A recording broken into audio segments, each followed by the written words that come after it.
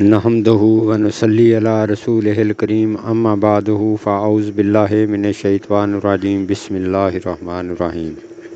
میں امید کرتا ہوں کہ میرے تمام حکیم بھائی خیر و عافیت سے ہوں گے۔ میری طرف سے تمام میرے بھائیوں کو السلام علیکم۔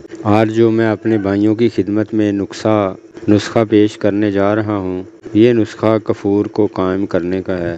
اس میں کفور مومیہ ہوگا اور مومیہ کفور کے ہم وزن گندک ملا کر اگر کھرل کریں گے تو انشاءاللہ اللہ کے فضل و کرم سے خط کش روغن تیار ہوگا، یعنی یہ خط کرنے سے تانبا کو شمس کرے گا۔ تو آتے ہیں نسخے کی ترتیب کی طرف۔ نہایت سہل الحصول نسخہ ہے، توجہ فرمائیے گا۔ جو کنیر کا پودا ہوتا ہے، کنیر کا، آپ نے سفید پھول والی کنیر کے پھول جو ہیں وہ 1 کلو خشک کرنے ہیں۔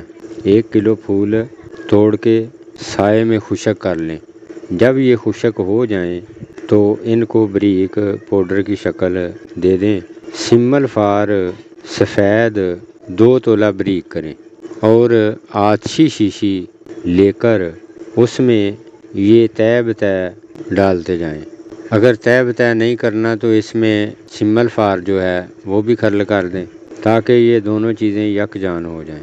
اب شیشی کے منہ میں آپ نے ایسا کرنا ہے کہ بریک تانبے کی تاروں کا گچھا جو ہے وہ لگا دینا ہے تاکہ دوائی جو ہے وہ نیچے نہ گرے۔ تانبے کی تاروں کا گچھا لگانے کے بعد نیچے زمین میں گڑھا نکالیں جو تقریباً 1 فٹ گہرا ہوگا۔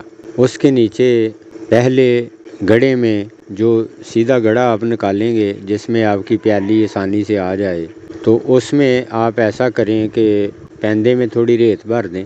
ریت بھر کر اس میں آپ پانی ڈالیں۔ جب پانی تھوڑا خشک ہو جائے تو پیالی جو ہے اس کے اوپر رکھ دیں۔ پیالی اوپر رکھیں گے، یہ تو آپ کی پیالی چلے گی جس میں آپ کا تیل جو ہے وہ گرے گا، ٹھیک ہے۔ اچھا، اب آپ نے کیا کرنا ہے کہ اس گڑھے کا منہ اوپر سے آپ مٹی کی مدد سے تھوڑا ٹائٹ کریں، تنگ کریں، اس سائز کا لے کے آئیں کہ آپ کی جو بوتل ہے وہ اوندھی اس کے اوپر آ جائے، تو اس کو ہر طرف سے آپ بند کر دیں۔ بند کرنے کے بعد آپ نے کیا کرنا ہے، آپ نے اس کے اوپر 2 کلو چاول کے اوپر سے چھلکا اترتا ہے جس کو دہان بولتے ہیں، یہ اوپر دے کے آپ اس کو آگ لگا دیں اور پھر اس کو ٹھنڈا ہونے کا انتظار کریں۔ جب آپ نکالیں گے تو یہ آپ کا روغن نکل کر نیچے پیالی میں چلا جائے گا، تو آپ اس کو احتیاط سے باہر نکال لیں۔ اب آپ اس میں کفور جو ہے اس کو کفور کو تر کر کے آگ پر تشویہ دیں۔ یہ تشویہ آپ نے چند بار کرنا ہے۔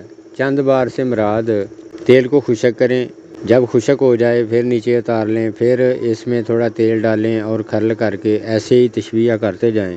یہ ثابت تجربہ ہو تو 6-7 بار میں کفور جو ہے وہ مومیہ ہو جاتا ہے۔ اگر آپ کا اس سے زیادہ بھی چلے آگ کی کمی پیشی کے کارن تو مسئلہ نہیں ہے، 10-11 بار میں انشاءاللہ آپ کا جو کفور ہے وہ مومیہ ہو جائے گا، مومیہ بھی ہوگا اور قائم بھی ہوگا۔